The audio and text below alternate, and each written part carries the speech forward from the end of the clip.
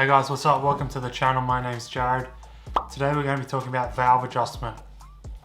In particular on a B series where they have adjustable lifters. So what you're going to need is one of these tools, as you can see here, with a 10mm socket for B series, and it's got a handle. So you can undo the nut and then adjust the end with the screwdriver. So why is it important? I think it's the first thing you should do when you pick up your B series engine, and I didn't do it in this case, but now I've learnt so. But essentially with that adjustment, it's going to change when the valve opens and how much the valve closes as well. So if you have a really big gap, it's going to create a lot of cylinder head chatter or ticking, which your car might have now, and that could be an excessive gap. As the cam lobe's coming along, it's actually slapping that valve as it opens and closes.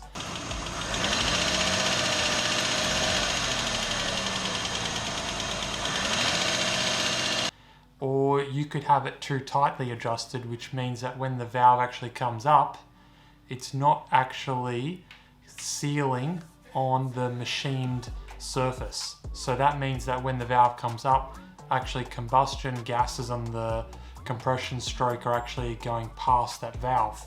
It can only be a couple thou, but it's enough to reduce cylinder pressure.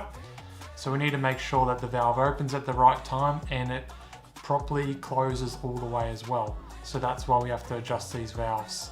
Just while I'm sitting here editing this, I missed one crucial point, and that is when you do this valve adjustment, you do it with the engine cold.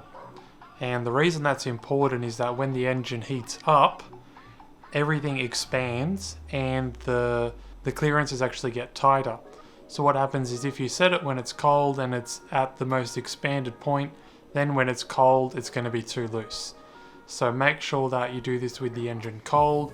Then when the engine warms up, it's at the correct clearances. First, we're going to start off by removing the rocker cover.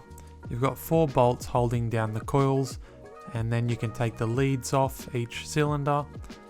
Then you just need to go ahead and remove the nuts holding the 4 corners and the 4 in the middle.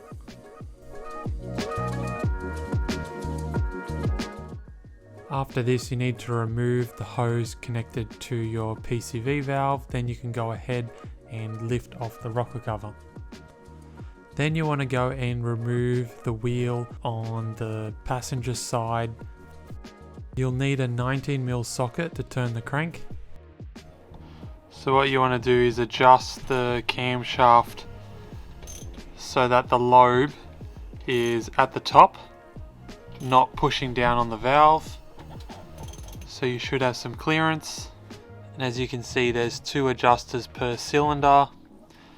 The lobe in the middle is for the VTEC engagement, and then these are the 2 low cams, and these are the 2 we're going to adjust.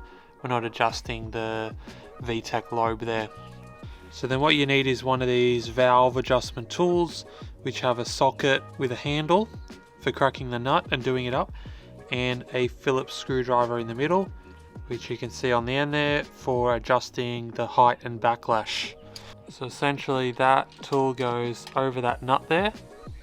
Then we're going to back off the nut so it's loose. And since this is our exhaust cam side, we're going to adjust this one to 0.8. Thought I should just make something clear. This one's 8 thou or 0.2 mil, and this is 0.8 millimeters. So you can see there's quite a bit of difference between the two. You can see that one doesn't bend and that one is very thin. So just make sure that you get the right one, 8/1000ths of an inch and not 0.8 millimeters.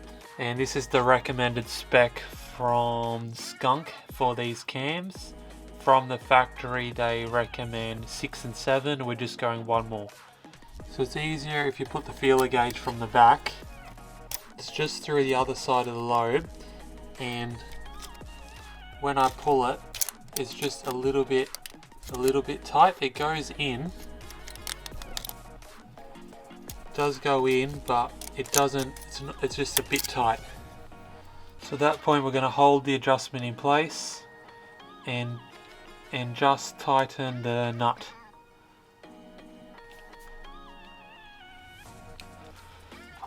Then double check. Yep, just fits in there. So this second cylinder, I've just sped it up 3 times. As you can see, it's quite a bit of forwards and backwards with that adjustment screw to get it correct. And then when you think you're ready, you can go ahead and tighten it up. In this case, when I turned it, the actual adjustment screw did move. So then you got to start again. And then it should only take about a minute. I recommend when you tighten it down that you leave the feeler gauge in there so that you literally can't get it any tighter. So I'm just going to mark that to say that we've adjusted that valve. Now we've adjusted this valve, there's going to be an intake one that's very similar, which is in this case cylinder 3. What we're going to do is just turn the engine over slightly. So now we can see that lobe's pointing up, and we can go ahead and adjust for the intake. We have 7 thou. The intake is just the same as the exhaust, it's just that you can't really see the screw from the back, but it is easier to put the feeler gauge in from the front. So now we've done these two, we're going to need to do another engine rotation, and we'll do another set. Probably if we just done 4, we're going to be doing something like 2 or 3. And then if we've done 3, we're going to be doing 1 or 4. And again, we're going to be going anti-clockwise because it's an anti-clockwise engine. And now 3 is up and 1 is up. So 3 is up, 1 is up there in the pair. That we'll do next.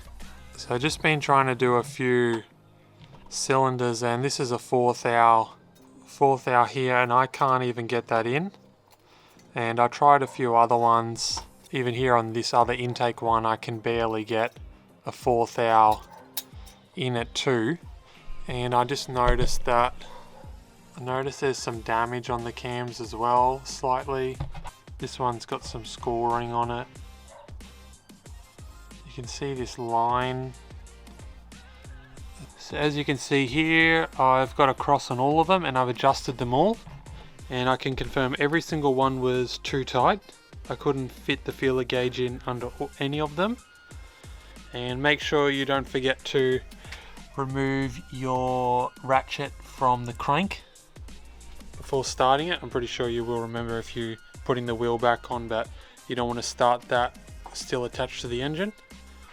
So now what I would recommend is you just go back with the tool and just tighten every nut just to make sure you've tightened them properly, because the last thing you want to do is for that nut to come loose and to fall into the engine, and that'll cause damage.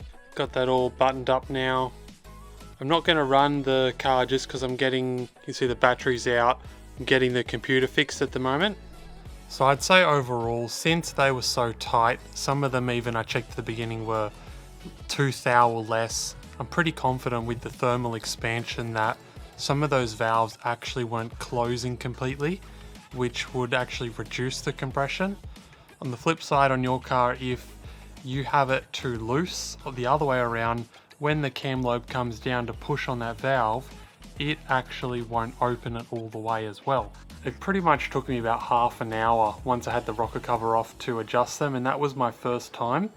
And I just have to say it's pretty easy to do after reading the manual. It's something I would probably suggest you need to do quite frequently, especially if you've got big cams and big lift, just to make sure that they're working properly.